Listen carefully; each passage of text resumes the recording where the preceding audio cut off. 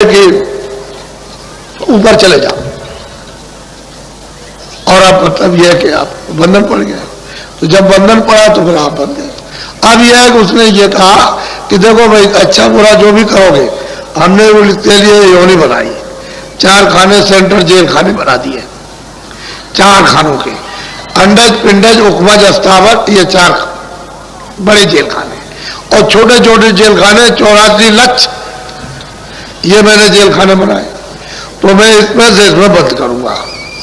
अगर तुम ये काम खराब करोगे, ये तो हम बंद करेंगे इसको। इसलिए महात्मा घूमते रहेंगे, बताएंगे सब जगह कि देखो ये अच्छा है, ये बुरा है, इस बुरे काम को मत करना, अच्छे काम को करना।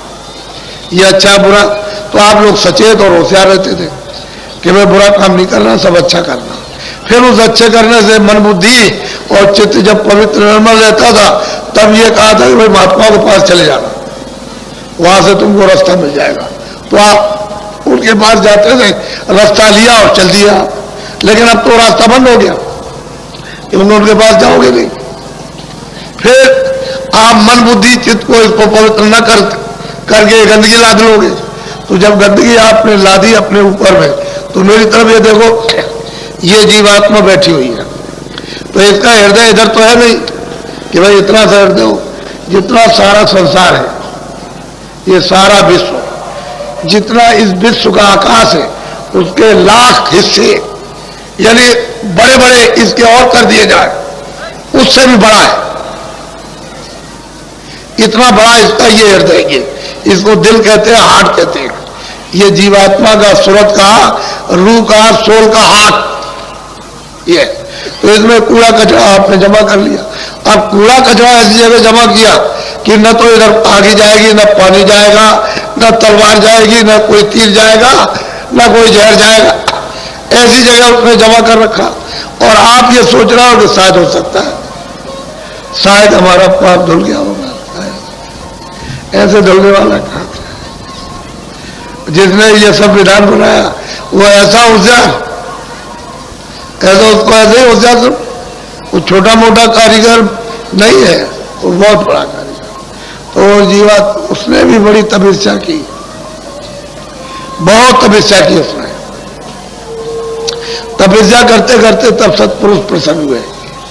तभी तो मतलब प्रसन्न होकर के ये जीवों का भंडार मांग लिया कि हमको दे दीजिए, हम रचना रचेंगे, रचना रचेंगे। तो सत्पुरुष प्रसन्न होकर के और मतलब है कि इनको ये सब जीवों को दे, एक छोटा सा भंडार इनके हवाले कर दिया, सुपुर्द कर दिया। अब ये यहाँ ले आए और ले आकर के इन्होंने, पहले तो कुछ नहीं था, जब आप जाने लगे, वापस लौटने लगे और बहुत सी जीवात्माएं वापस लौट गई, उसके बाद उन्होंने देखा तो हमारा तो मतलब इतने युगों और इतने कल्पों तक हमने तब किया, तो उसके बाद में ये हमको मिला और ये सब चले जाएगा तो हमारे पास क्या रहेगा। तब उन्होंने ये विधान बनाया और विधान बना करके आपको अधिकार पूरा दे दिया। वो आप जा सकते हो, लेकिन ईश्वर उनके पास नहीं जा सकते, उस प्रभु के पास ईश्वर नहीं पहुंच सकते और आप जा सकते हो। तो मृतलोक में इतना अधिकार आपको कि आप ऊपर जा सकते हो, आ सकते हो। इनको भी प्राप्त करो, ब्रह्म को भी प्राप्त करो, पार ब्रह्म को भी, और उस सच्चे मतलब यह है कि जो प्रभु, उसको भी आप प्राप्त करो, लेकिन ये नहीं जा सकते। तो असल में आप फंस गए, उलझ गए। और एक ही रास्ता आने का था, क्योंकि नाम से ही आए थे। जैसे ये बिजली आ रही है, पावर हाउस में लगा हुआ प्लग, जब तक ये प्लग रहा रहेगा और बिजली वहां से बनती रहेगी, आती रहेगी, प्लग हटा दीजिए, बिजली बंद हो गई। ऐसे ही शब्द है, नाम है, आवाज है, देववाणी है, उसी से उतर करके आई और दोनों आंखों के बीचों बीच में बैठा दी गई। तो ये डोरी पकड़े हुए थी, तभी तो आती थी जाती थी, फौरन चढ़ गई, फौरन उतर आई, फौरन चढ़ गई, फौरन उतर आई। यानी इतनी देर नहीं लगती थी, इतनी भी देर, ऐसे चढ़ गई, ऐसे उतर आई, चढ़ गई, उतर आई। सब देखती गई, सब देखती आई, सुनती गई, सुनती आई। लेकिन अब तो मतलब यह है कि आपने जब गंदगी को जमा किया, इस मतलब यह है कि आकाश में, इस हृदय में, तो ये कूड़ा कचरा जब जमा हो गया तो सब आकाश मैला हो गया, गंदा हो गया। तो जब गंदा हो गया तो आपकी आंख, आपके काम, दिमाग, दिव्य कान, दिव्य नाक बंद हो गई, तो डोरी छूट गई। और नाम की शब्द की अब आज की देववाणी की डोरी छूट गई, अब ये जीवात्मा अंधेरे में गिर गई। बस यही है। अब जब से आप गिरे अंधेरे में, अभी तक आप उजाले में खड़े नहीं हुए और वापस लौट के घर में नहीं गए। आप परदेश में रहते हो, जन्म है मरण है, जन्म मरण है, जन्म है मरण, यही हो रहा। और क्या? तुम्हारी उम्र मान लो 80 साल की है, 60 साल की है, तो दूसरे की उम्र में 2 साल की, किसी की 5 साल की, किसी 10 साल की, किसी की 15, जन्मो मरो जन्मो मरो। तो ये स्थान जो है मृतलोक है, यह आपका किसी का कोई स्थान नहीं और किसी की कोई चीज नहीं। अब आपको काम के लिए दिया, उसको कहते हैं मेरा, उससे काम ले लो। भाई कोई आदमी आता है तो उससे काम ले लीजिए, आपका तो नहीं। सेवा का सब काम ले लो, उससे पानी भी पी लो, उससे खाना भी बनवा लो, उससे भी करो, वो भी कर लीजिए उसके, लेकिन आपका तो नहीं है। तो आपने काम ले लिया, तो चतुर वही है जो इन सब चीजों से काम ले लेते और काम लेके समझते हैं हमारा तो कुछ है, ये तो दूसरे का दिया हुआ और दूसरे का सामान है और ये भी सामान दूसरे का। तो आप जब महात्माओं के पास पहुंचोगे तब तो ये युक्ति आपको काम लेने की आएगी, और जब तक महात्माओं के पास नहीं पहुंचोगे समझो कैसे? तब तक आप समझोगे अज्ञान में कि सब मेरा है, इसी में रोगे चिल्लाओगे। तो मोह सकल व्याधियों का मूल है, समुद्र है, समुद्र सागर कहते हैं, उसमें डूब गए। अब ये कैसे छोड़ देगा जब उसमें डूब गए? निकालेगा कौन मोह से? संपूर्ण व्याधियां मोह से, उसमें डूब गए खजाने, उस व्याधियों के खजाने में डूब गए। अब बिना महापुरुषों के नहीं निकल सकते, तो जगा हुआ महापुरुष चाहिए। कोई दाढ़ी बाल हमारी तरफ से अगर कोई रखा ले और कहते कि भाई तुम साधु हो गए, इसका नाम साधु नहीं है। साधु नाम तो उसका है जिसकी जीवात्मा जाग जाए और उस प्रभु का साक्षात करे, उसको साधु कहते हैं, महापुरुष कहते हैं। अब वैसे साधना के लिए कोई भेष बनाओ, सफेद कपड़े पहनो, गेरू कपड़े पहनो, लाल पहनो, तुम काले पहन लो, तुम कुछ पहन लो, तो इससे कुछ मतलब नहीं। वो बगैर दाढ़ी वाला भी प्राप्त करेगा, दाढ़ी वाला भी प्राप्त करेगा, कपड़े वाला भी, नंगा भी प्राप्त करेगा, लेकिन यह है कि वो इन सब चीजों में बना नहीं। तो तुम बन जाते हो कि हमारे गेरू कपड़े, हमारे सफेद कपड़े, हमारे काले कपड़े, हमारा ये, हमारा वो, तो इसमें समझते हो कि हम साधु हो गए। ये साधु नहीं, जिसकी जीवात्मा जाग जाए उसको कहते हैं साधु। इसको असल में चीज है कि आए थे अपने घर से, अगर का रास्ता छूट गया मिले, अब चारों तरफ भटकते हो कि भाई तू बता दे, तू दे दे रास्ता, तू दे दे, इधर जा रहे चले जा रहे हो, तब तक तुम्हारा समय पूरा हो गया। क्यों? कि मनुष्य जीवन का कर्म जो पुण्य होता है मनुष्य शरीर पाने के लिए, वो तो एक एक कण इकट्ठा होता है। वो उसमें से क्या तुम करते हो, उसमें से एक इकट्ठा हो गया। बाकी 4 खानों के अलग अलग अलग अलग यानी कर्म पुण्य, पशु का, पंछी का, कीड़ों का, यानी इनका अलग अलग जो कर्म है और उसका जो अलग अलग पाप पुण्य वो अलग अलग जमा होता है, उसको उसी उन्हीं में मिलेगा। आपका होगा, आपको इस उन्हीं में मिलेगा। तो मनुष्य शरीर के कर्म अलग है प्राप्त करने के, और पशु इत्यादि पंछी उनके अलग कर्म है, तो उसका भोग अलग है, इसका भोग अलग है।